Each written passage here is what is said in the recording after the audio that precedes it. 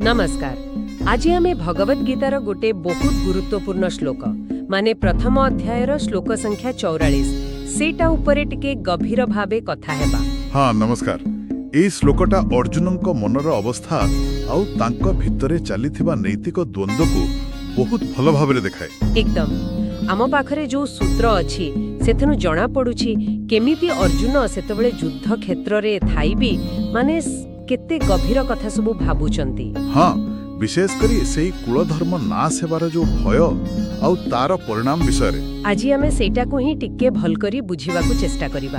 आग श्लोकटा कोन थिला मने पके देबा। हाँ श्लोकटी हेउची उत्सन्न कुलधर्माणाम मनुष्याणाम जनार्दन नरके नियतम वासो भवतीत्य अनुश्रुश्रुम। अच्छा एहारा सरल अर्थ हेला हे जनार्दन आमे सुनिछु जे जेउ लोकमानंकर कुलधर्म नष्ट होई जाए से माने निश्चय नरकरे वास करंती। हाँ एटा हेला सरल अर्थ किंतु एहा भितरे बहुत कथा लुचि रहिछि। ठीक आसंतु टिके भीतर को जिबा। प्रथमे टिके परिस्थितिटा मने पकांतु। कुरुक्षेत्र युद्ध भूमि। हाँ अर्जुन रथरे आउ सामनारे निजर जेजे बापा गुरु भाई बंधु बांधव समस्ते आउ एमानंग विरुद्धरे ही तांको लढिबाकू पड़िबो। तो सेतेबेले तांको मनरे जो चिंता आसुची सेटा खाली जित्तिबा हारिबा कथा नुहे। ना ना आदो नुहे एहाटू बहुत बड़ कथा। से भाबुचंती जदि युद्धरे कुलर मुखिया लोक माने पुरुष माने मरि जानती ताहले कोन हबो। परिवार रो पूरा संरचना ही भांगी जिवो। और सेइठू आसुची कुलधर्म कथा। ए कुलधर्म शब्दटा एहार प्रकृत अर्थ कोन माने आम सूत्र अनुसारे देखंतु सूत्र कहूची कुलधर्म माने केवल घरर पूजा पाठ कि रीतिनीति नुहे।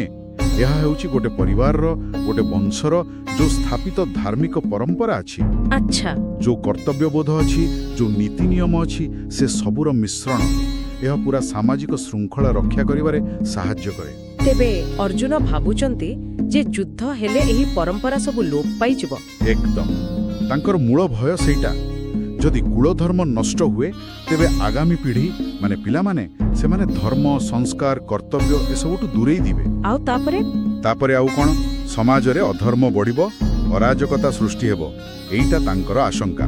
बुझिली आउ सेइथि पई से नरकवास कथा कहउचंती किंतु से केमिति एते निश्चित हेई कहउचंती। सेइठि तो गुरुत्वपूर्ण कथाटा अछि।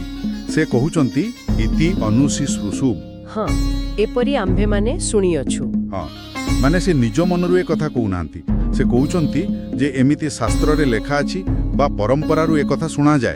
तबे एई अनुश्रुषुम शब्दटा बेस गुरुत्वपूर्ण लागुछि ना कोन। निश्चित भाबरे एई शब्दटा देखाउछि जे अर्जुनंकर युक्ति केवल भावना उपरे आधारित नुहे।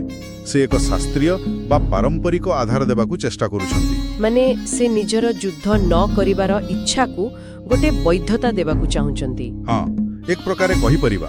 और एटा किछि दार्शनिक दिग सह भी जोड़ा जेमति कि प्रथम कथा हेबा धर्म केवल व्यक्तिर मुक्ति पाई नुहे। एहा समाज और संस्कृति को बंचे रखिबा पई भी बहुत जरूरी। और द्वितीय कथा हैला कर्मफल सिद्धांत। कर्मफल केमति जदि कोनोसी काम द्वारा एठी जेमिति युद्ध द्वारा कुलधर्म नष्ट होउची तेबे तार खराब फल। अच्छा खाली जिए कला से नुहे पूरा वंश एपरि कि समाज भी भोगिबो और एही फल नरकवास पर्यंत भी जाई पारे बोली से सुनिछंती। तेबे एठी गोटे बड़ द्वंद्व देखा जाउची। गोटे पटे क्षत्रिय हिसाब रे तांकर धर्म हेउची युद्ध करिबा। हां आउ अन्य पटे से सुनिथिबा परंपरा कहूची जे एही युद्ध कले कुल नाश हेबो आउ तार परिणाम भयंकर। एकदम एइटा ही तांको द्वंद्वर मूल कथा। से युद्ध को खाली मारपीट किंबा शत्रु मारिबा भाबरे देखु नाहंती ना तांकु लागुछि एटा गोटे बड़ सामाजिक और सांस्कृतिक विपर्जय आनी पारे। कुलधर्म नष्ट हेबार जो भय जहा तांको विश्वास रे पूरा समाज को तळकु नै जिवो एपरि कि नरक जाए सेही भळटा तांकु निज कर्तव्य रु पछुकु टाणुछि। वाह बहुत जटिल परिस्थिति। गोटे पटे न्याय पाई युद्धर आह्वान आउर पटे पूरा समाज भांगी जिवार भय। हां एठी व्यक्तिगत कर्तव्य माने क्षत्रिय धर्म और सामूहिक कल्याण माने कुलधर्म रक्षा ए दुईटा भितरे सीधा सड़क टक्कर होउछि। तबे मोटा मोटी भाबे श्लोक आउ आम आलोचना रु आमे कोन सिखिलो मुख्य कथाटा कोन। मुख्य कथा हैला ए श्लोक 1.44 ଅର୍ଜୁନଙ୍କର ନୈତିକ ଦ୍ୱନ୍ଦ୍ୱର ଗଭୀରତାକୁ ବହୁତ ସ୍ପଷ୍ଟ ଭାବେ ଦେଖାଉଛି। ତାଙ୍କ ପାଇଁ କୁଳଧର୍ମ ନାଶ ହେବାର ଯେଉଁ ସମ୍ଭାବନା ଆଉ ତା ଯୋଗୁଁ ହେବାକୁ ଥିବା ସାମାଜିକ ଆଉ ଆଧ୍ୟାତ୍ମିକ ପତନର ଭୟ, ନରକବାସର ଭୟ ସହିତ। ହଁ, ସେଇ ଭୟଟା ଯୁଦ୍ଧ କରିବାର ଯେଉଁ ତତ୍କାଳୀନ କାରଣ ଥିଲା, ଯେମିତି ନ୍ୟାୟ ପାଇଁ ଲଢ଼ିବା କି ରାଜ୍ୟ ପାଇବା, ସେସବୁଠୁ ବେଶୀ ବଡ଼ ମାନେ ହେଉଛି। ଆଚ୍ଛା। ଆଉ ଏଇଟା ସେହି ସମୟର ପରିପ୍ରେକ୍ଷୀରେ ବ୍ୟକ୍ତିର କାମ, ପରିବାର ପ୍ରତି ଦାୟିତ୍ୱ, ସମାଜର ନିୟମ ଆଉ ଆଧ୍ୟାତ୍ମିକ ଫଳାଫଳ ଏସବୁ ଭିତରେ କେତେ ଜଟିଳ ସମ୍ପର୍କ ଥିଲା ସେଇଟା ଦେଖାଉଛି। ମାନେ କୌଣସି ବି କାମର ପ୍ରଭାବ ଖାଲି ସେଇ ଲୋକ ଉପରେ ପଡ଼େନି, ପୁରା ସମାଜ ଉପରେ ପଡ଼ିପାରେ। ଏକଦମ, ତାର ପ୍ରଭାବ ବହୁତ ଦୂର ଯାଇପାରେ। ଏଇ ଆଲୋଚନା ଶେଷରେ ଗୋଟେ ପ୍ରଶ୍ନ ମନକୁ ଆସୁଛି।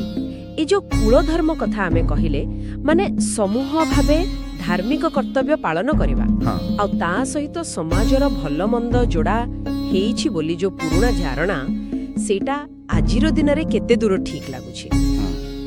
ଭଲ ପ୍ରଶ୍ନ।